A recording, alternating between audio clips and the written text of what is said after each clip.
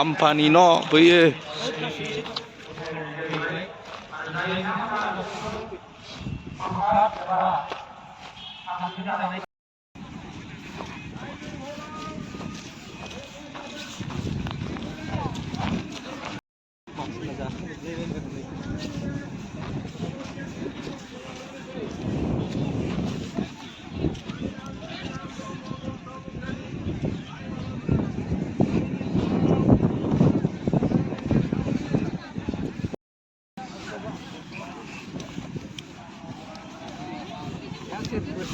नहीं भाई सब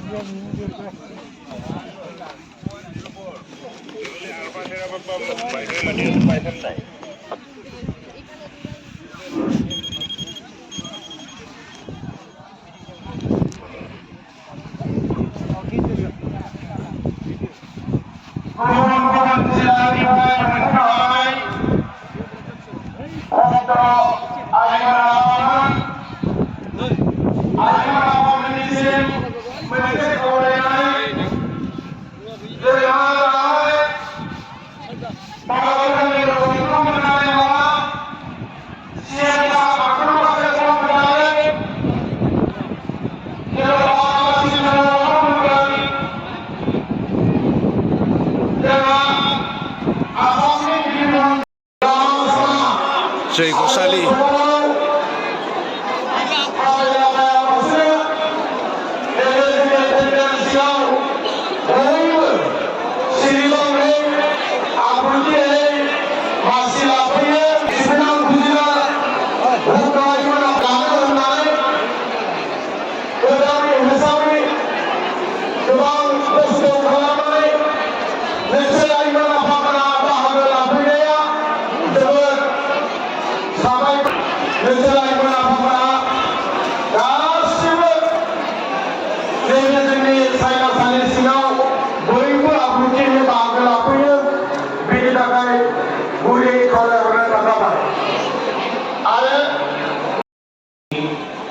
Kasih nongkrongnya,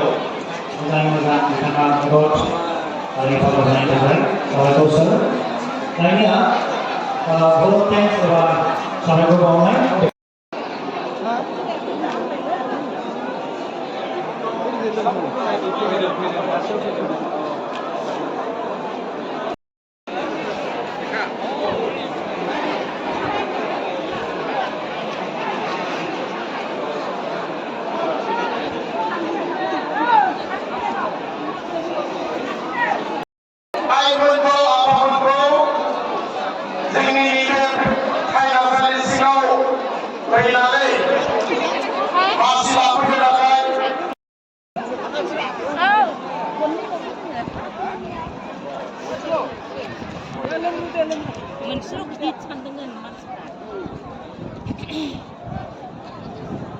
मुलुग गोजोननि थाखाय महायज्ञ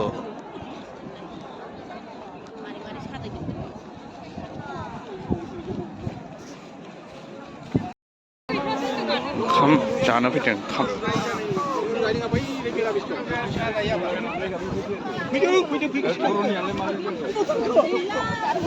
जायगायानो गैया ना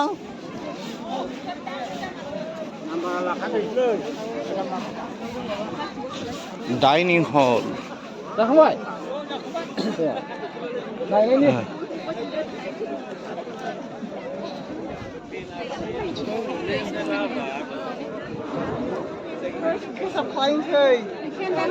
माबायदिथो मोनजायो नाजावसो जानांगौ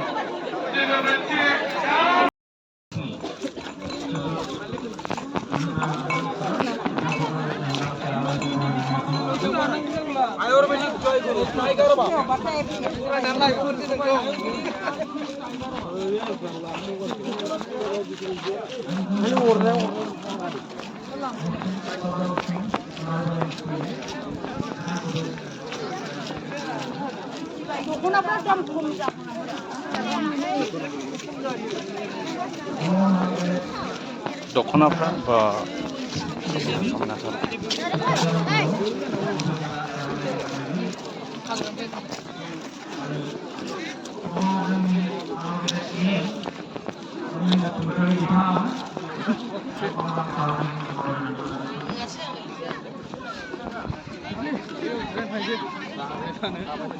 दाउराइ गांबो फानलायदों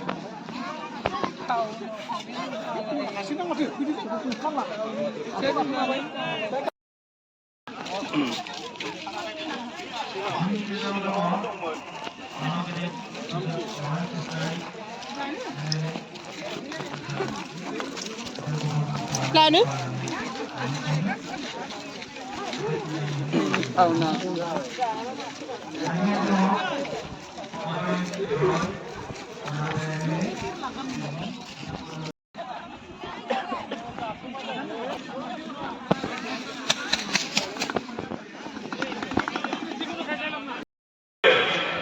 बयनिबो अनगालु जोंनि एमएलए मसे लरेन इस्लामी जोंनि बिजिनि वा मानबिल एमएलए मसे ब्रह्म आफादनि सिबिजाथाव आफादगिरि गाहाय नेहाथारि जोंनि सिबिजाथाव गखौ गोजोन सान्थिजों लोगोसे मुलुगनि गोजोन सान्थिनि थाखाय बेखौ जाफुंसार होनायनि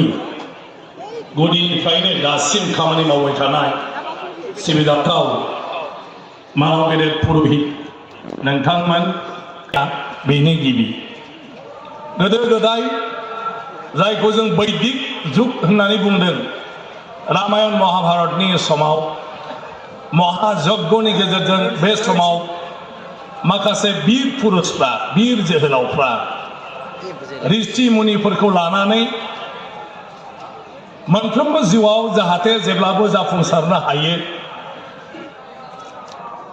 आरो बबेबा न्याय अन्याय बेफोरनि गेजेराव सैथोखौ गियानखौ होनायनि थाखाय बा जोंनो गियान होनो थाखाय बेखौ गुबुन गुबुन राफोदाय इसोरनि अबतारफोर बायदि मानसि महरै जोनोम होनायखायसो गुरुदेबखौ जों मोनदों जोंनि गेजेराव नङाबा गुरुदेबाबो जोंथि माथि हाथरखि बायदिल' जागौमोन जों सिनायनायनि नङामोन गुरुदेबखौ गतिके स्वयं बियो मानसि महरै जोंमानिनो मोनसे रूप आरो बिनि गासैबो जिउ जारिमिन जिउनि खामानिखौ नायोब्ला जों बेखौनो नागिरनानै मोनगोन बे मा जानो हायामोन आंथ' होनदों जेरैबायदि न'खरनि मानसिमोन बियो बे समावनो केलकातासिम बेफार बानिज्य खालामनाय दिनैनि दिनाव बर' समाजाव आदानि आम्बानि बायदि जागौमोन गुरुदेबनि फिसाफ्राबो जुदि बेफार खालामबाय थायोमोनब्ला नाथाय सम्पुर्ण बेफोरनि सायाव लब लालसा गैयालासे गासिबखौबो नागारनानै सुबुं समाजनो माबोरै गियान होनो बिनि थाखाय बिथाङा गावनि जिउखौ गासिबनोबो मंगलनि थाखाय मोजांनि थाखाय जों खामानि मावो जों खामानि मावनो हायो बे आं गोलाव बाथ्रा बुंनो सानाखै बाखि मानव गेदेर चिफ मिनिस्टार बिथाङा दं आरो दाख्लैबो बिथां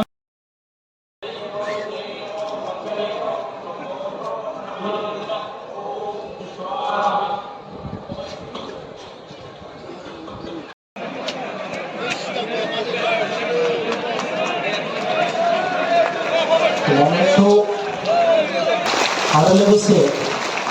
अश्विनी कुमार स्वर्गियारी सर आरो रमेश जोंजों लोगोसे दंफायो आसामनि सोलोंथाइ मन्त्रि डक्टर रमेश অসম চৰকাৰৰ শিক্ষা মন্ত্ৰী শ্ৰী ৰমেশ পেগু ডাঙৰীয়া আমাৰ মাজত উপস্থিত বিটিআৰৰ মুৰব্বী প্ৰমোদ বড়ো ডাঙৰীয়া ব্ৰহ্মৰত্ন কোঅৰ্ডিনেশ্যন কমিটিৰ চিফ ডক্টৰ সংগ্ৰাম ব্ৰহ্ম ডাঙৰীয়া সভালৈ লৈ যাব পাৰে তাৰ বাবে আমি আমাৰ নতুন প্ৰজন্মক গুৰুদেৱৰ জ্ঞানেৰে আমি তেওঁলোকক চহকী কৰিম শ্ৰদ্ধা ৰাইজ আজিৰ এই সুন্দৰ দিনটোত মই পুনৰ এবাৰ গুৰুদেৱ কালীচৰণ ব্ৰহ্মৰ প্ৰতি মোৰ